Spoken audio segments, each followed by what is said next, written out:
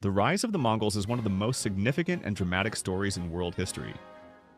Led by the iconic figure Genghis Khan, the Mongol Empire grew from a small nomadic group in the steppes of Central Asia into the largest contiguous empire in history. Chapter 1. The Early Mongol World. The Mongols lived in the vast windswept steppes of Central Asia, an area that spanned parts of modern-day Mongolia, northern China, Kazakhstan, and Siberia. These nomadic people survived by herding livestock and lived in a tribal society where loyalty, honor, and warfare were central to their culture. Mongol tribes were often in conflict with each other, and alliances were fluid. It was in this environment that Temujin, later known as Genghis Khan, was born around 1162. Chapter 2. The Childhood of Temujin. Temujin was born to a tribal leader, Yesugei of the Borjigin clan. However, his early years were marked by hardship.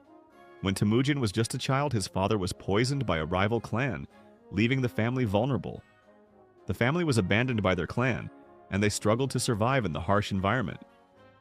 These formative years of abandonment, betrayal, and survival shaped Temujin's determination and resourcefulness. Temujin's childhood struggles fostered his deep sense of justice and desire for unity, key traits that would later define his leadership.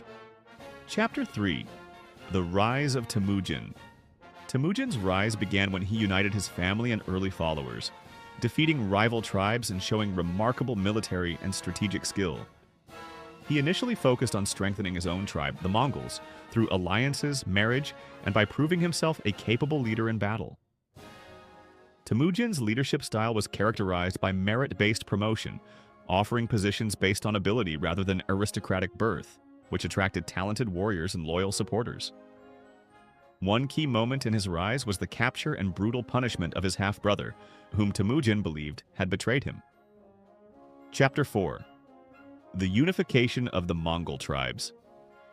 In the late 12th century, the Mongol tribes were fractured, and various chieftains and warlords held power over different groups. Temujin's ultimate goal was to unite the Mongol tribes under his rule. His tactical brilliance, as well as his ability to form lasting alliances, played a crucial role in achieving this. A critical turning point came when he defeated the powerful Taichi-Ud clan and forced many tribes to recognize him as their leader.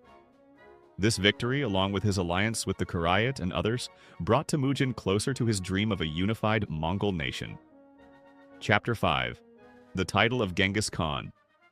In 1206, after a series of military campaigns and uniting most of the Mongol tribes, Temujin was declared Genghis Khan, meaning universal ruler. The title symbolized his ultimate authority over all Mongol tribes. This declaration was made at a great assembly, the Kurultai, where representatives of all the Mongol tribes pledged their loyalty to him.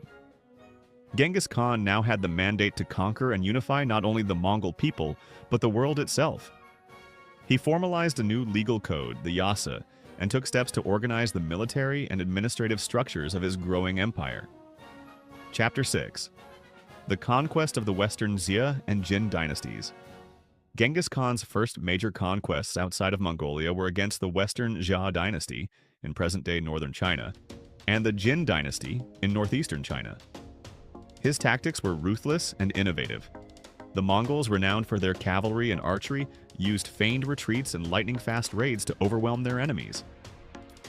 In 1215, Genghis Khan's forces captured the Jin capital of Zhongdu, modern-day Beijing, demonstrating his ability to launch sustained campaigns far from his homeland.